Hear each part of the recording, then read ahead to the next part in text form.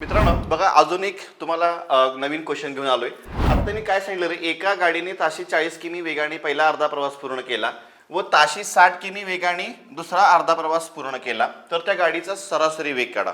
आता सरासरी वेग काढा याच्यावरती भरपूर तुम्हाला परीक्षेमध्ये प्रश्न पडलेले आहेत। आता याच्यामध्ये तुम्हाला एक छान टेक सांगतो काय करायचंय। सरासरी वेग बरोबर याला काय करायचं, सरासरी वेग बरोबर 2 गुणिले पहिल्या गाडीचा वेग। आता पहिल्या गाडीचा वेग कसा आहे, ताशी 40 किमी आहे।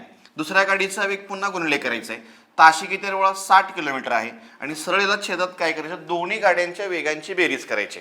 म्हणजे सरासरी वेग बरोबर 2 गुणिले पहिल्या गाडीचा वेग गुणिले दुसऱ्या गाडीचा वेग, छेदामध्ये दोन्ही गाड्यांच्या वेगांची बेरीज किती येते, 100 येते। आणि याचं जर कॅल्क्युलेशन केलं तर sin चौक 24 24 दोन्ही 48, म्हणजे 48 म्हणजे सरळ आपलं उत्तर काय असणार आहे, 48 किलोमीटर प्रति तास हे असेल उत्तर, पर्याय क्रमांक 1 that is your correct answer.